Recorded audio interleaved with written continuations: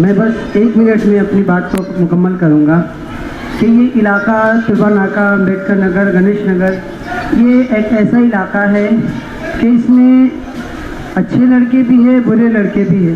اگر ان پر محنت کی جائے تو ماشاءاللہ آگے چل کر یہ مستقبل کے مہمان ہوں گے۔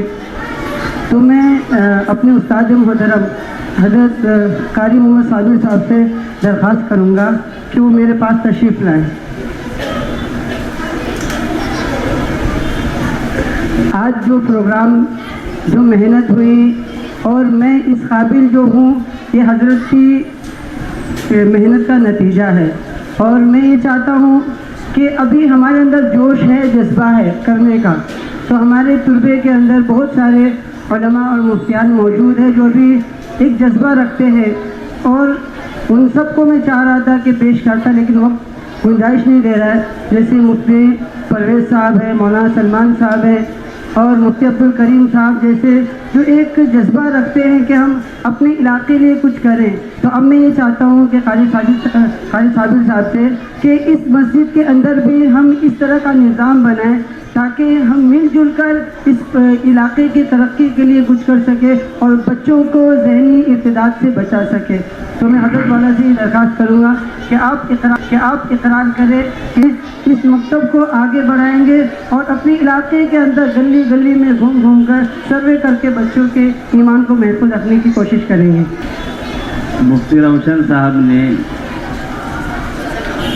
ان کے مدرسے میں 2 دن قبل جو ہے میرا جانا ہوا بچوں کا جائزہ لینے کے لیے، اور انہوں نے بتایا کہ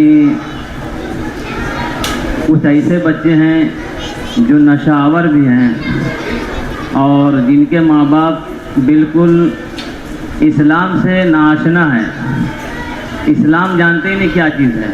وہاں بھی جانا ہوا، لیکن یہ مسجد الحمدللہ آج مفتی روشن صاحب ہیں، اس مسجد میں بھی جب مسجد کی بنیاد رکھی گئی تو ہمارے پاس بھی بچے قریب 100-150 تھے۔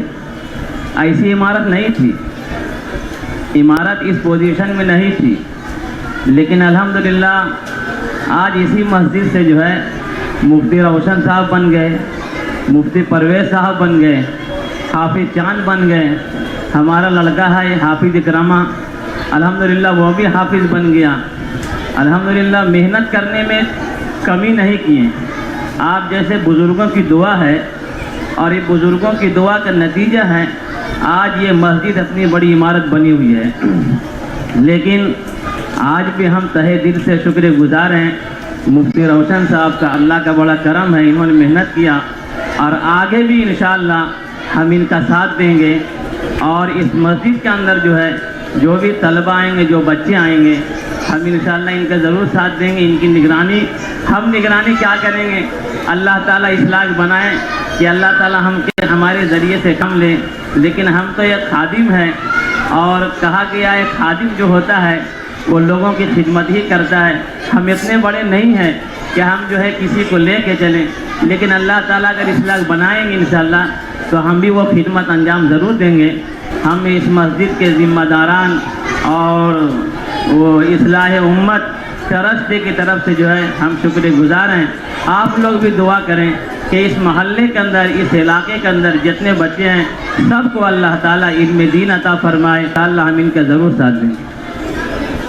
اللهم صل على سيدنا مولانا محمد وعلى آل سيدنا